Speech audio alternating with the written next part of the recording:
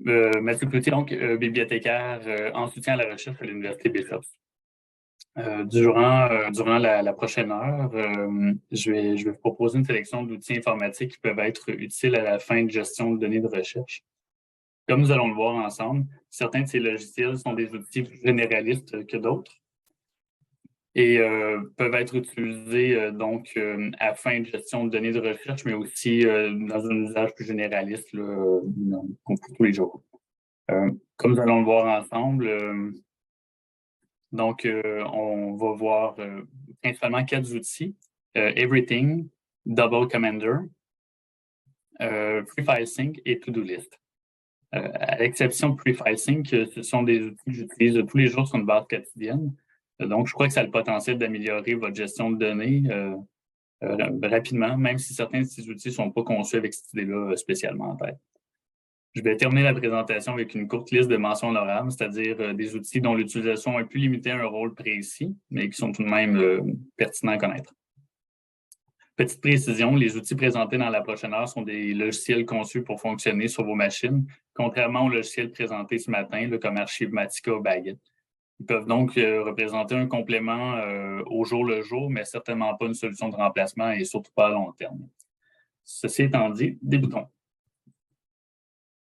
Le premier logiciel que je vais vous présenter, c'est Everything. Donc, qu'est-ce que c'est Everything?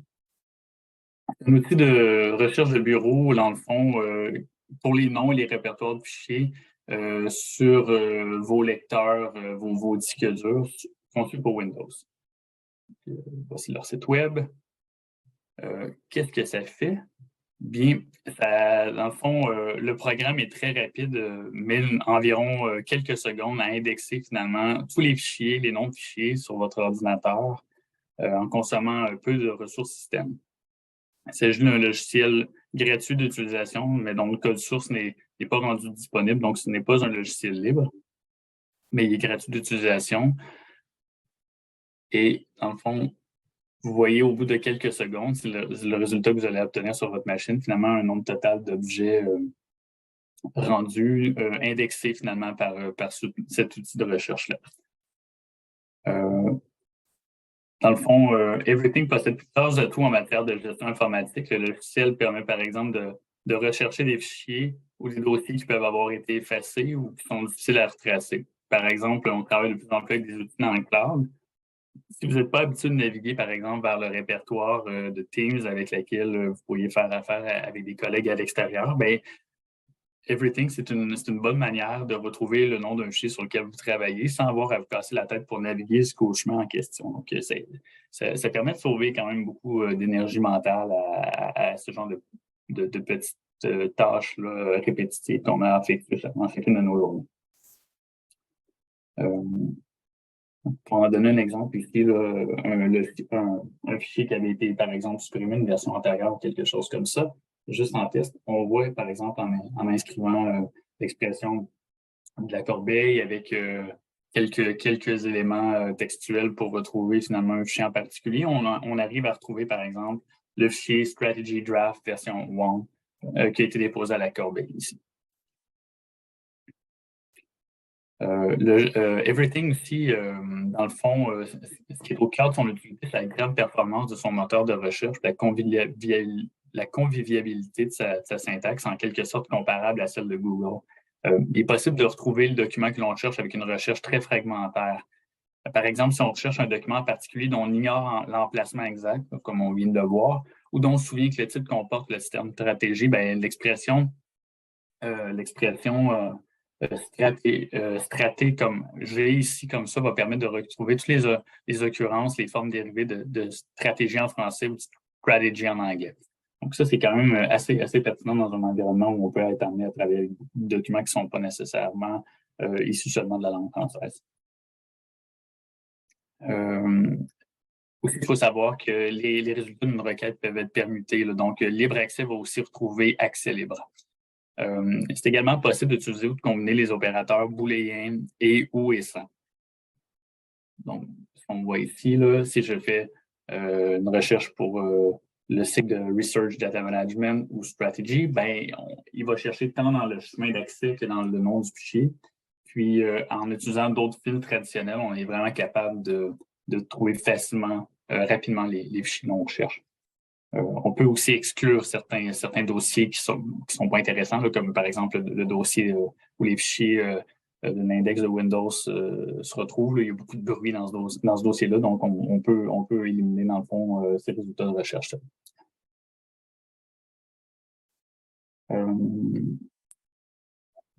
C'est aussi possible.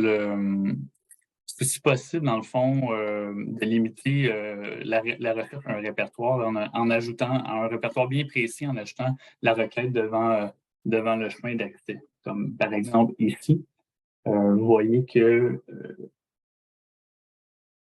c'est pas le bon exemple, pardon, mais vous voyez aussi que je peux limiter par type de fichier. Je peux limiter par type de fichier en ajoutant simplement l'extension d'un fichier, où il existe aussi une fonction plus avancée, par exemple pour audio, vidéo, qui va inclure une variété de formats liés à ce que vous recherchez exactement. Ça permet comme je le disais à l'instant, de restreindre la recherche à un répertoire en particulier en ajoutant finalement le chemin juste avant votre requête, là, comme ça. Puis là, vous allez vraiment limiter là, votre recherche à ce répertoire-là. Donc, quand même très pratique pour ce genre d'éléments.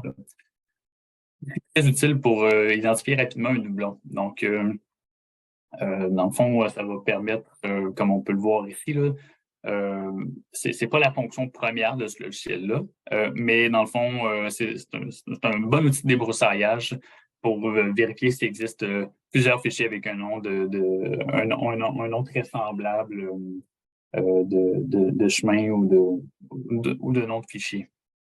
C'est une bonne manière d'interroger son système pour savoir aussi, par exemple, si on l'a déjà téléchargé un fichier quelque part sur Internet, puis on n'est plus trop certain de savoir où on l'a placé, bien, plutôt que de le retélécharger à nouveau, parfois ça peut être volumineux, bien, on peut rapidement interroger le système comme ça. Puis là, vous ne le voyez pas en temps réel finalement, mais vous aurez qu'à en faire l'essai, c'est instantané finalement. Il n'y a vraiment aucun délai aucun temps de chargement. Ça affiche immédiatement le résultat de la recherche. Ça permet aussi de décloisonner les différentes applications rapidement.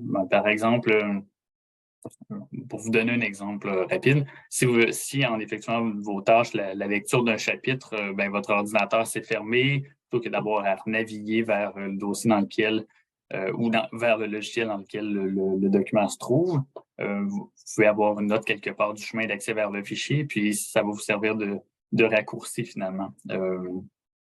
Si le dossier, le document ne bouge pas d'endroit, ben, ça va vous permettre rapidement d'accéder à ça ou c'est ça, pour pouvoir rapidement accéder à un document qui serait, par exemple, hébergé à l'intérieur de, je ne sais pas, Zotero, par exemple. Voilà. Donc, c'est le petit tour d'ensemble que j'avais pour vous pour Everything. Maintenant, je vous propose de passer à un autre logiciel qui s'appelle Double Commander. Bon, Double Commander, qu'est-ce que c'est? C'est un gestionnaire de fichiers à deux panneaux, qui est disponible pour une grande variété de plateformes, là, Windows, Mac, Linux, etc. C'est un logiciel libre qui s'inspire d'un logiciel commercial qui s'appelle Total Commander.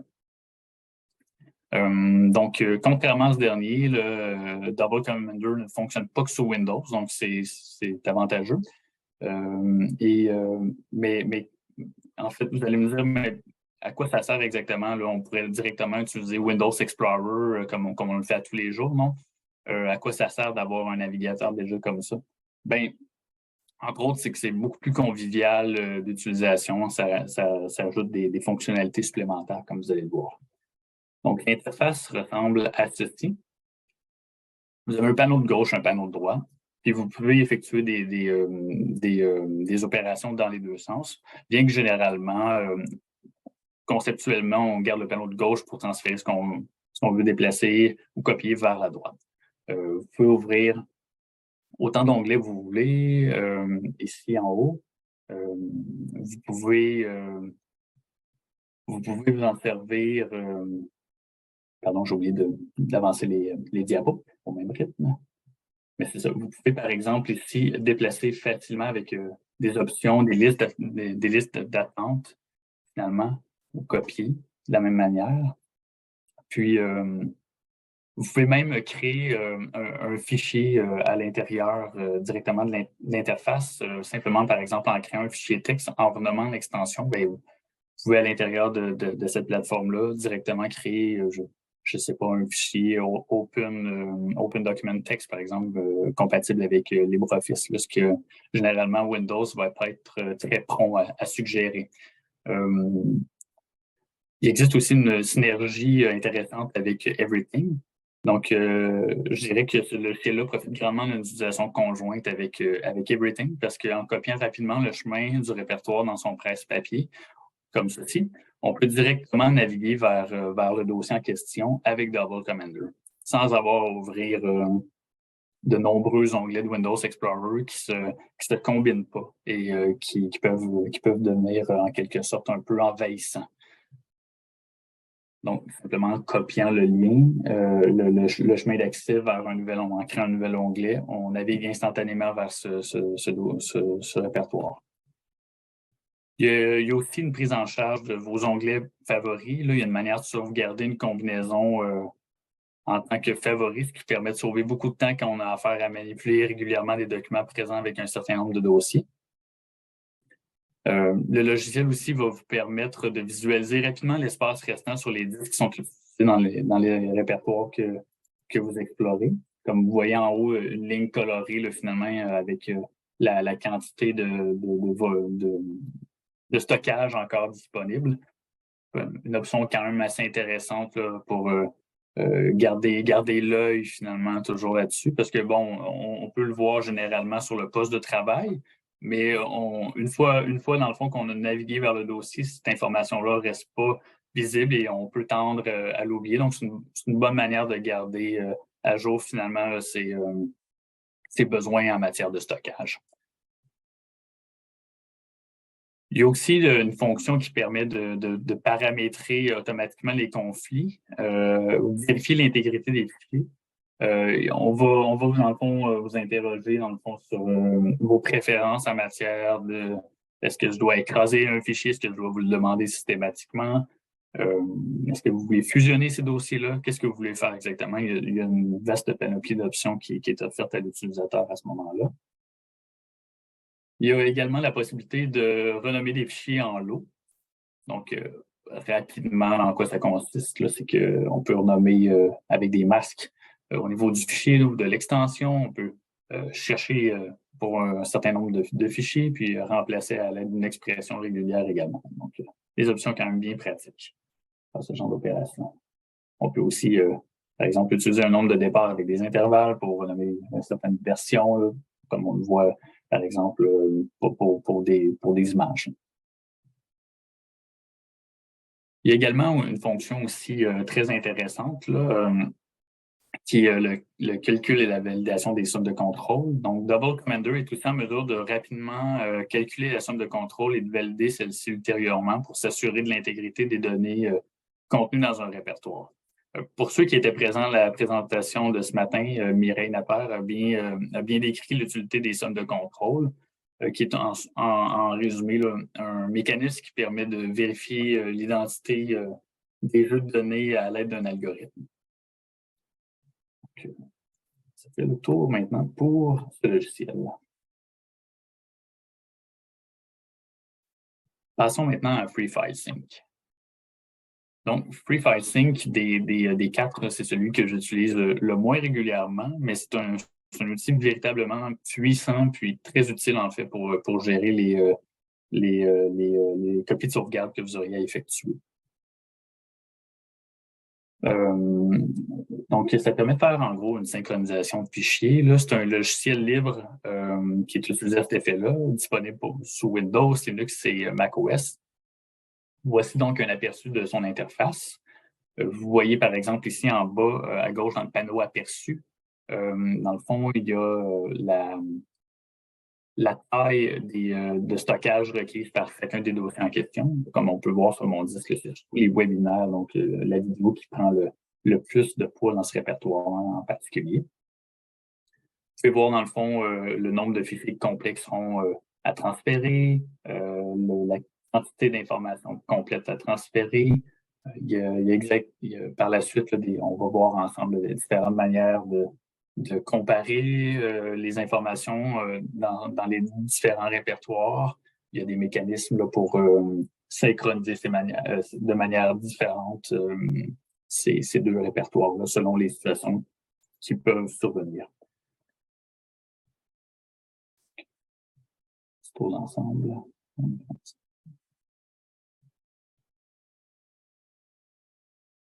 Et donc, comme je vous disais, il y a plusieurs manières de vérifier, de comparer les fichiers, finalement, le contenu de vos fichiers.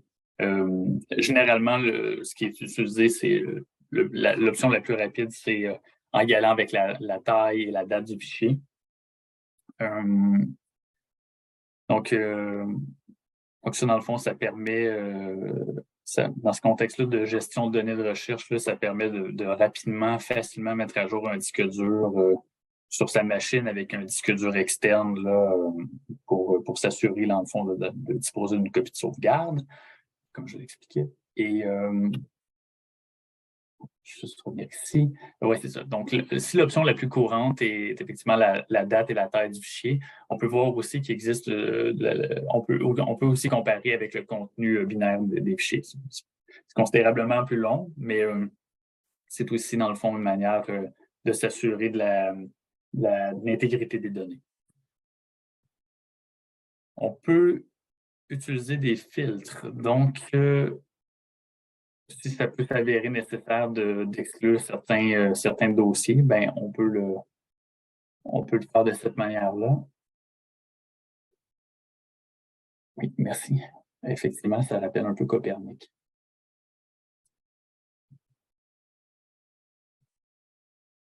Les options de synchronisation sont assez variées également. Donc, on va en faire un petit tour d'horizon ensemble ici. Vous pouvez choisir n'importe laquelle des variantes suivantes, donc 200, c'est-à-dire que s'il y a des éléments de gauche sur le disque à gauche et le disque à droite qui sont absents et présents sur chacun des disques, on va en faire dans le fond une synchronisation qui va mettre à jour tous les éléments sur chacun de ces disques-là. Donc, on va rajouter ce qui manque à gauche, on va rajouter ce qui manque à droite. Ça va se passer de cette manière-là. Il y a moyen aussi d'y aller avec une synchronisation dite de miroir. Donc, essentiellement, tout ce qui se trouve à gauche va être emmené à droite. Ouais, voilà, comme ça, ici. Il y a le moyen de faire une mise à jour. En cas de conflit, ici, on va demander à l'utilisateur d'abord, avant d'écraser un fichier ou un dossier qui pourrait être très similaire. Il y a moyen aussi de personnaliser en fait la synchronisation si vos besoins l'exigent. Enfin, il y a un module qui s'appelle Real-Time Sync. Cette fonction-là permet d'exécuter une ligne de commande chaque fois qu'il détecte des changements dans l'un des répertoires surveillés ou quand un répertoire devient disponible. Par exemple, lorsque vous insérez une clé USB dans votre ordinateur. Habituellement, cette ligne de commande-là va déclencher un travail par Load Free File Sync. Real-Time Sync, lui, il va recevoir les notifications de changement directement du système d'exploitation afin d'éviter la surcharge de l'interrogation répétée de ces changements-là. Donc, à chaque fois qu'un fichier ou un dossier est créé, mis à jour ou supprimé dans les répertoires qui sont surveillés, là, ce qui va arriver, c'est que Real-Time Sync va attendre qu'un temps d'inactivité qui peut être configuré par l'utilisateur se soit écoulé et à ce moment-là, quand aucun autre changement n'a été détecté, il va exécuter la ligne de commande. Dans le fond, ça va être pour s'assurer que les dossiers qui sont surveillés ne sont pas utilisés au moment de lancer une synchronisation. Donc, vous voyez que c'est très utile pour automatiser le processus. Donc, ça fonctionne comme ça. On crée un batch file. On peut le faire avec l'interface graphique de FreeFileSync, puis enregistrer dans le format batch, finalement, et puis par la suite, rouler ce script-là, un intervalle prédéfini. Donc, voilà qui fait le tour pour FreeFileSync. Passons maintenant au quatrième des logiciels principaux que je vais vous présenter aujourd'hui, TodoList. Donc, To-Do List, c'est un nom quand même assez générique là, pour vous aider à le retrouver si vous cherchez celui-là en particulier. C'est le développeur du projet se nomme Abstract Spoon. Donc, c'est tout simplement un gestionnaire de projet. To-Do List, dans le fond, fonctionne sur Windows. C'est un logiciel libre qui peut, dans le fond, être utilisé, comme son nom l'indique, pour gérer les tâches, les projets, les options en matière ou les obligations en matière de gestion de données de recherche. Donc, c'est fourni avec un bon nombre de fonctions, comme on peut le voir ici en aperçu. Là, c'est un outil qui est très polyvalent, assez complexe, très flexible aussi, qui s'adapte, qui ne vous force pas à utiliser, dans le fond, sa propre conception de la gestion de tâches. Vous pouvez, comme on va le voir, utiliser différentes vues, ajouter des colonnes personnalisées, etc. Donc, pour ça, c'est un outil que je trouve très intéressant.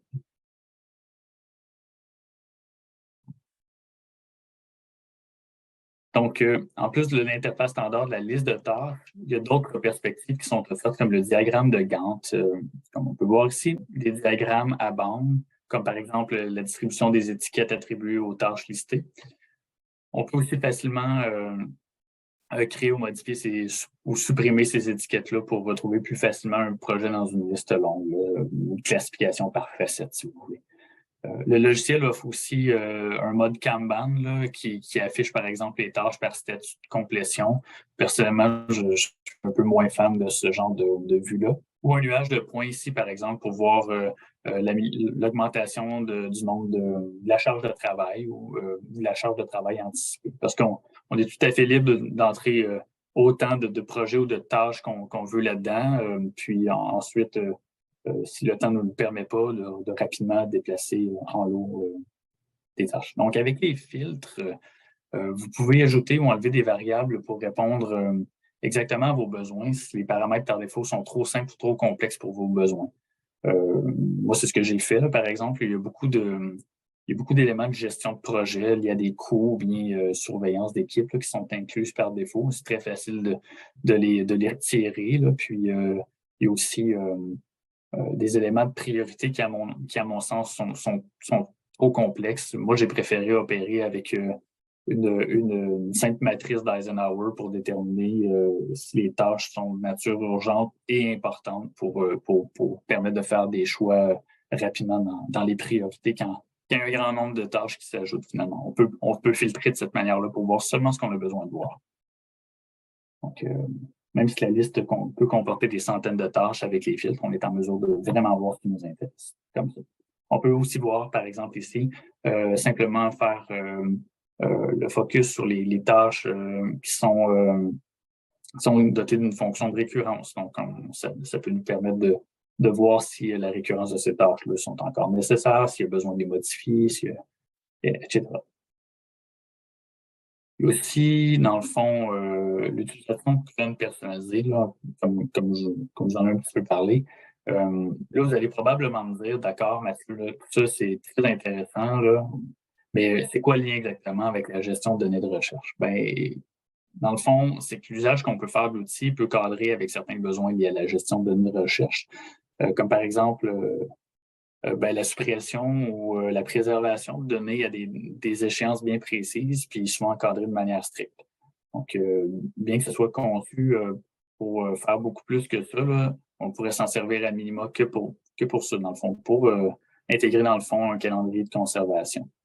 Vous pourriez me dire, ben, pourquoi est-ce qu'on ne rentrerait pas dans notre calendrier personnel? Ben, le nom le dit, c'est un calendrier, ça peut être personnel, donc ça peut suivre une personne, pas nécessairement rester en place si cette personne-là se trouve à quitter son emploi. Il y a aussi le fait que gérer des tâches en quantité qui peuvent devoir être déplacées.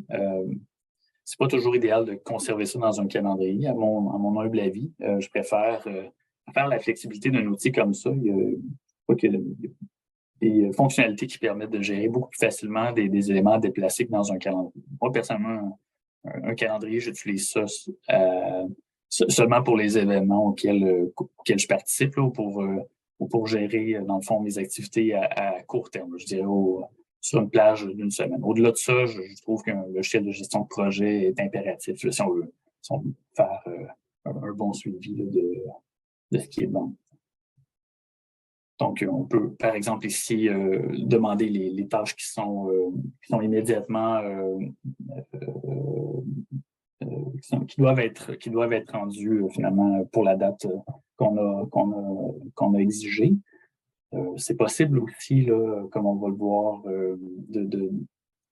de mettre des filtres, comme par exemple vous voyez si on voit la liste ici des filtres engagés. Donc, si je demande au système de montrer seulement les tâches ou les projets, là, c'est une chose essentiellement ici pour le logiciel en fin de pratique. Si on lui demande de simplement nous indiquer ce qui est lié avec des textes qu'on peut lui avoir associés comme le dépôt institutionnel, le libre accès ou les ressources éducatives libres, et les tâches qu'on a jugées de difficulté facile au médium, il va nous sortir le résultat de notre requête, par exemple. Donc, c'est quand même bien commode pour organiser ces semaines de travail. Et il y a aussi moyen de filtrer ou d'ajouter différents statuts. Par exemple, des tâches qu'on souhaiterait archiver ou des tâches qu'on n'a finalement pas faites, mais qu'on souhaiterait quand même conserver pour la postérité, pour voir exactement qu'est-ce qui ne s'est pas bien passé pour référence ultérieure. On peut le faire. Il y a également, il s'autorise également une hiérarchisation des tâches là, sans limite connue. Là. Voici une démonstration par l'absurde. Ça ne fera jamais ça, mais comme quand je vous disais tout à l'heure que le logiciel, vous prenez pas trop par la main, c'est un peu ça. Il vous laisse faire les choses comme vous voulez le faire. Donc ça, je trouve ça quand même intéressant. Mais par la suite, il y a également donc un panneau latéral sur lequel il est possible d'inscrire un commentaire. Comme vous pouvez le voir, c'est possible d'enregistrer ces commentaires en différents formats. Moi, j'utilise personnellement cette fonction-là pour détailler l'avancement d'un projet, date par date. Par exemple, pour justifier un retard dans un rendu ou donner des éléments de contexte supplémentaires qui permettent d'expliquer exactement où on en est. Donc, très utile pour la passation de dossier. Il y a aussi manière de conditionner la réalisation d'une tâche à une autre tâche. Là, par exemple, si le début d'un projet dépend du feu vert d'un supérieur, ben, on peut effectivement paramétrer cette fonction-là dans le système pour qu'une tâche ne puisse pas être effectuée avant que l'autre tâche soit d'abord remplie. Donc, ça, c'est intéressant aussi. Une fonction héritée d'un diagramme de Gantt, autrement dit. Les options de récurrence sont vraiment intéressantes et puissantes pour ce logiciel-là.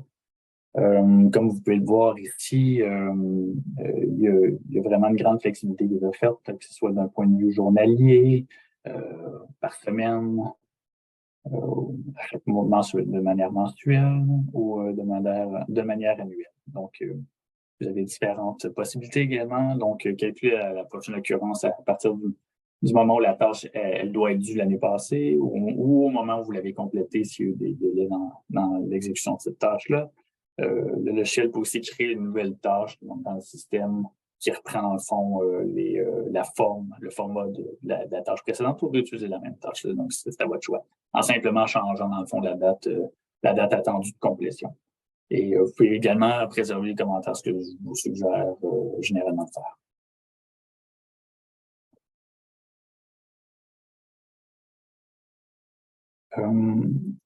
Donc, là, à mon sens, c'est là où ce logiciel-là prend toute son importance, en fait, pour une bonne gestion. C'est que, dans le fond, comme je l'ai mentionné tout à l'heure avec le calendrier, oui, le calendrier prend en compte la récurrence. Donc, pourquoi se doter d'un outil supplémentaire? Ben, dans le fond, c'est que quand il y a des inconnus qui peuvent se pointer à l'horizon, par exemple, ben, ça devient beaucoup de micro-gestion de déplacer en lot les tâches dans nos calendriers.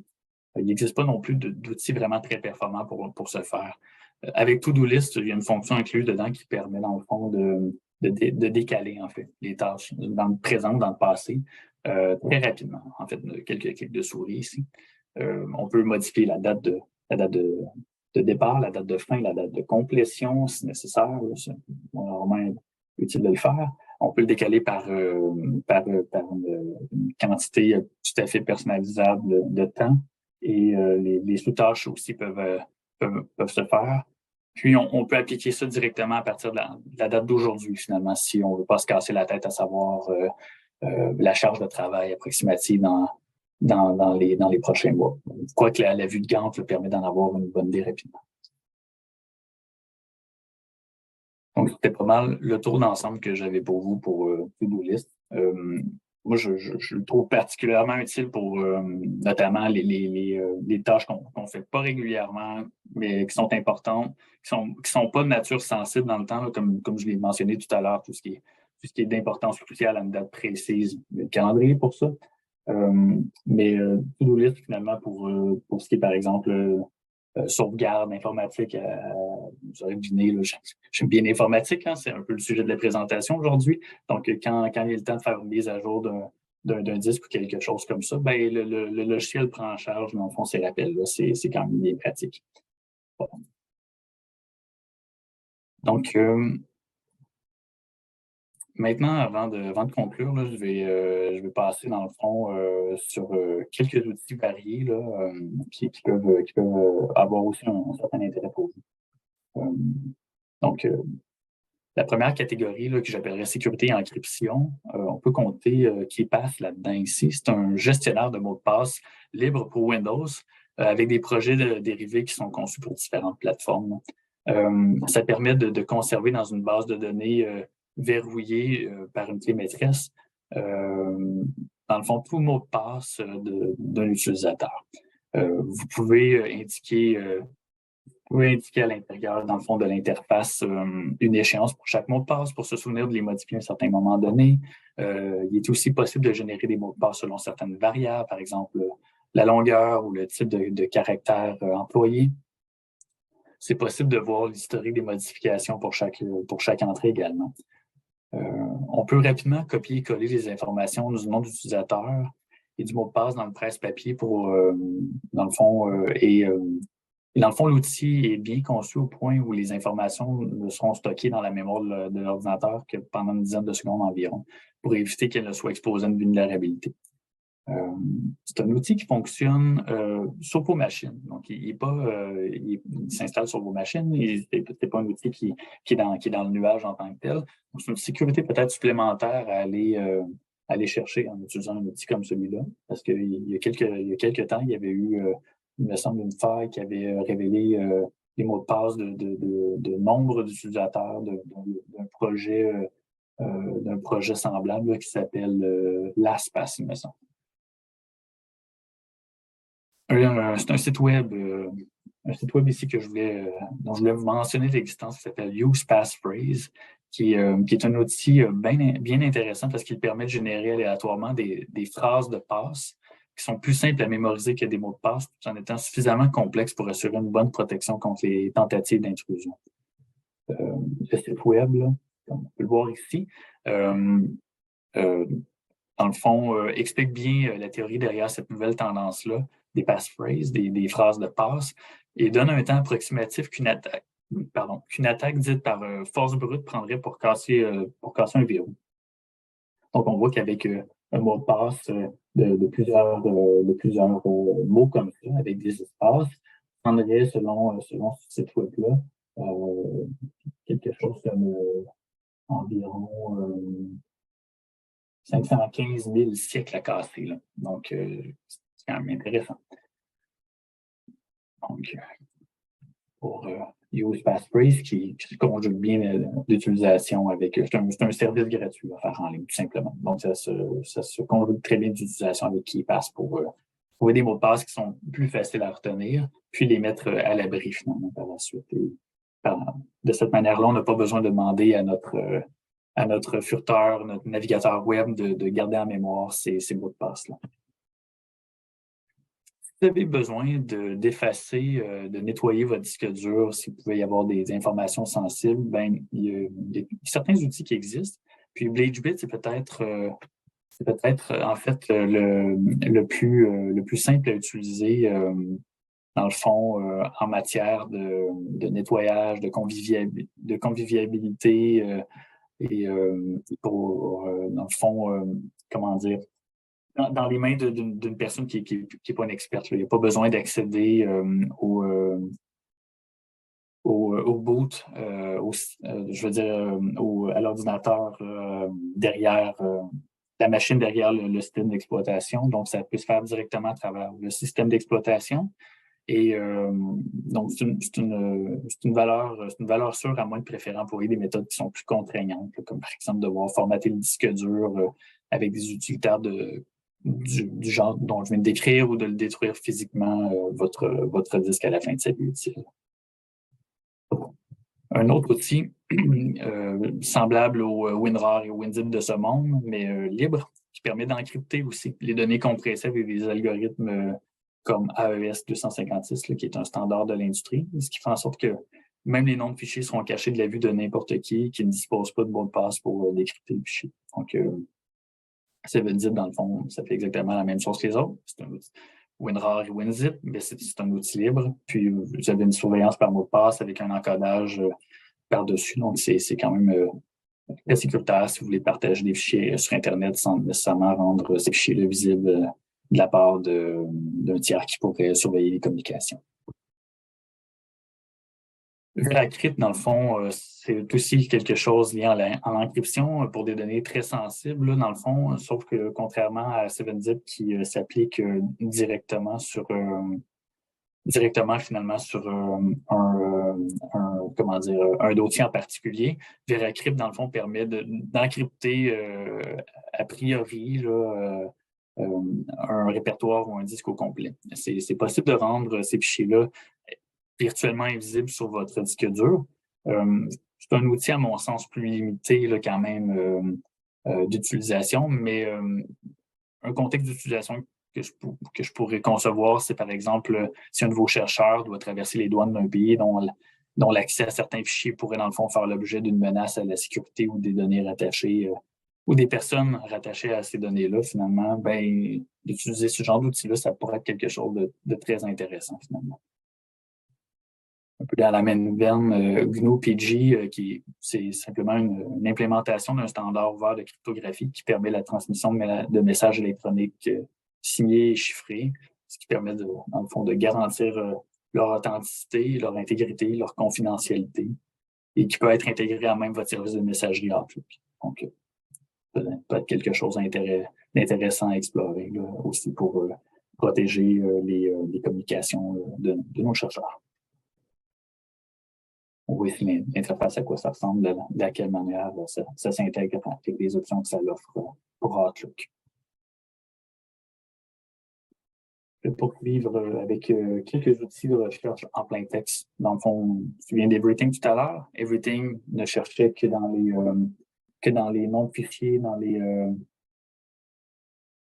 je vois la question dans le chat. Est-ce que VeraCrypt est compatible avec Everything? Je devine que vous pouvez savoir si Everything est capable de voir en fait les fichiers qui seraient cryptés et cachés, obscurcis par VeraCrypt. Si c'est le cas, c'est une bonne question. Je l'ai jamais testé. Il y a plusieurs années que j'ai pas eu à jouer avec VeraCrypt. Là. En fait, VeraCrypt est issu c'est un logiciel libre qui a été, en bon français, forké, qui découle d'un projet antérieur qui s'appelle TrueCrypt, qui a été retiré de la circulation pour des raisons de confidentialité. Depuis ce temps-là, j'ai pas eu le temps de retourner jouer. Mais je l'ai quand même inclus dans la présentation parce que je pense que ça va être quelque chose de bien pratique. Mais à mon avis, si je devais répondre à froid comme ça, je dirais que probablement que non. J'imagine que il doit y avoir, dans le fond, quelque chose qui permet de camoufler sa présence sur votre disque, justement pour permettre d'échapper à l'indexation de cette manière-là. Je pourrais me tromper, ce serait intéressant de vérifier, par exemple. Donc, justement, je parlais d'Everything à nouveau. Je vais vous présenter rapidement là, des outils de recherche en plein texte, là, juste pour le nommer. Dans le fond, la différence entre... il y en existe principalement deux types.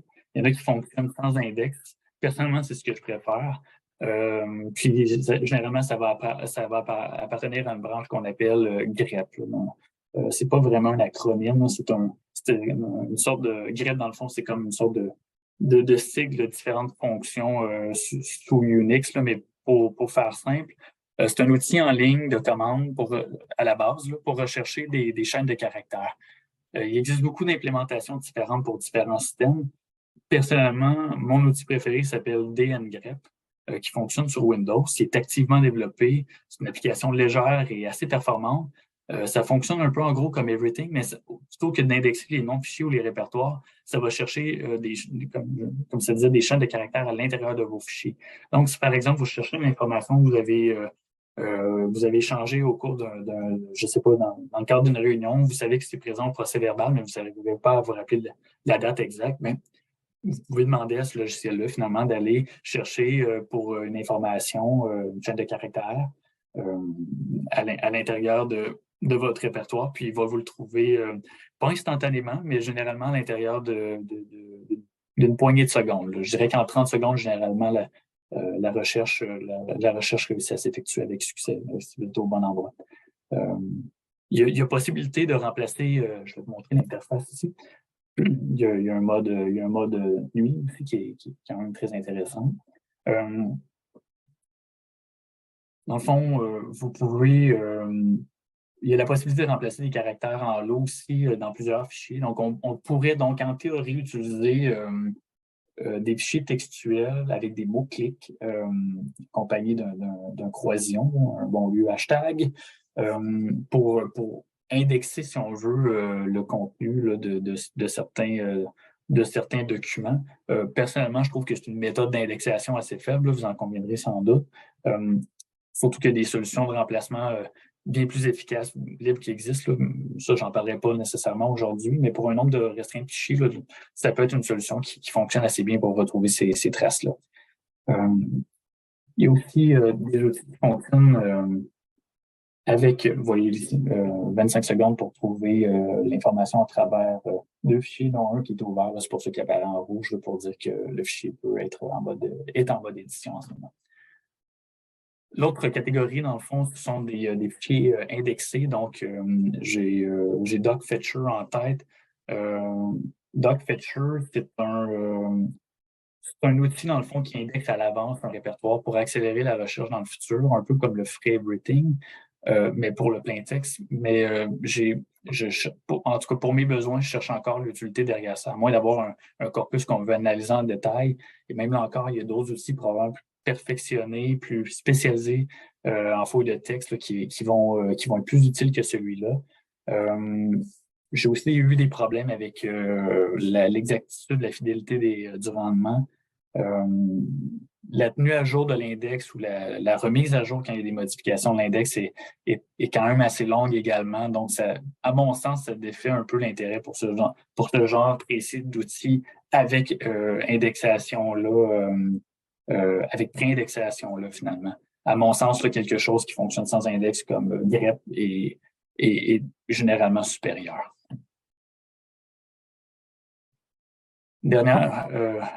Quelques derniers outils rapidement, là, je vois que le temps file. Donc, des comparateurs de fichiers. Encore là, il y en existe deux catégories. Parlons ici externes. Donc, c'est-à-dire, si vous êtes à la recherche de doublons, on a vu tantôt qu'Everything pouvait vous permettre d'en localiser basé sur le titre, là, des éléments avec des similitudes.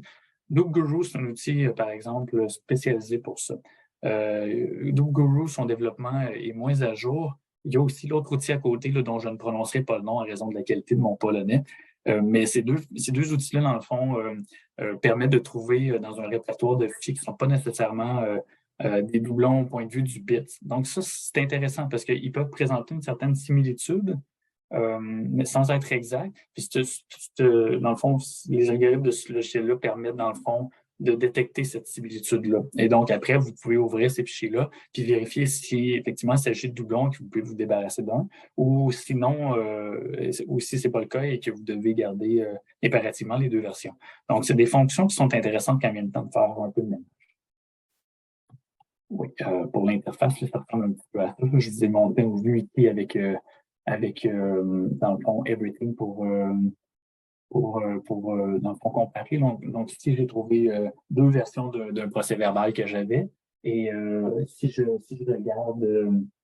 regarde en Guru, ben, on voit aussi que les deux versions sont là. Le chemin est différent. Par contre, s'il y avait une différence marquée dans le nom, ben, ça se pourrait que je ne le trouve pas. Avec le Guru, lui, a réussi à le trouver. Ça, ce qui fait en sorte que c'est un outil plus spécialisé, dont l'utilisation est moins au jour le jour, mais quand même très intéressant. Voilà. Juste pour montrer le match, là, on voit que c'est un match parfait pour les deux. Ici, au niveau du bit, puis on voit la date de modification des indices qui nous permettent d'en avoir des conclusions. La deuxième catégorie d'outils de comparaison de fichiers, moi, je les appelle des outils de comparaison interne, là, ou en anglais diff tool. Je nomme ici, par exemple, des outils comme WinMerge ou Mel, qui sont des outils ouverts. Dans le fond, ce que ça permet de faire, ben, c'est que tandis que ces comparateurs externes permettent d'identifier des fichiers similaires, cette catégorie-là de comparateurs permet d'identifier rapidement les différences entre deux fichiers. Par exemple, si vous avez deux fichiers d'un texte, ben, vous pouvez simplement le glisser à gauche et à droite. Puis, vous voyez ici, j'ai volontairement retiré le I, le X, ben, il va immédiatement trouver la ligne sur laquelle il y a une différence dans ce contenu. Ça permet finalement de gagner du temps quand on fait ben, par exemple, si on est dans le processus d'écrire une stratégie institutionnelle de données de recherche, puis qu'on veut vérifier si une version antérieure, qu'est-ce qu'elle contient de différent avec l'autre, ben ça facilite quand même grandement le travail pour ce genre de tâches-là. Voilà. Dernière catégorie ici, que j'ai appelé l'outil d'analyse d'usage de disque. Si vous avez besoin de voir plus en détail que ce que vous permettez de faire tout à l'heure, disons par exemple Double Commander avec la barre indiquant la quantité d'espace qui vous restait sur le disque, ou même ce que vous permettrait de faire FreeFile Sync. Un outil comme GDisk Report, dans le fond, va vous permettre de bien pouvoir prendre compte de l'évolution des besoins de stockage de vos données. Donc, ça va cartographier un disque ou un répertoire pour vous donner les informations concernant la part de stockage de chaque dossier, chaque fichier et la part consacrée au format de fichier. Vous pouvez aussi voir, là, je vais vous le montrer dans un instant, là, la quantité de données en bytes puis en nombre de fichiers. C'est aussi intéressant de faire une analyse périodiquement parce que si vous sauvez le fichier, vous allez pouvoir ouvrir cette image-là. Et si vous refaites un scan, puis que vous l'enregistrez avec avec une nouvelle date, finalement, en comparant ces deux-là, vous allez vraiment voir la progression dans le temps là, de vos besoins de stockage. Et en plus de ça, ça vous permet, dans le fond, de garder un inventaire toujours très précis de tous les fichiers que vous possédez. Donc, si jamais vous avez une perte de données, ben, vous allez être en mesure d'avoir, comme on dirait en assurance, la liste de vos biens, de cette manière-là. Juste pour vous montrer ici, là, vous pouvez avoir une vue qui vous montre les différents formats qui occupent la majeure partie là, des fichiers. Les vues sont paramétrables. Vous avez, par exemple, ici la possibilité de voir la taille, la quantité de jeux de données qui se trouvent dans un certain, pour chacun de vos fichiers, dans une certaine gamme, dans une certaine fourchette de taille. Vous avez aussi la possibilité de voir le nombre de fichiers qui correspondent à cette catégorie-là. Et plus intéressant peut-être encore, vous avez aussi la possibilité de rapidement voir l'âge pas des fichiers nécessairement, parce que vous voyez, je suis à l'emploi de Bishop depuis seulement qu'un an et demi. Donc ici, ça tient compte de la modification des fichiers. Puis le scan s'est fait sur le disque complet, donc des fichiers qui étaient présents sur la machine. Donc, bien avant mon arrivée.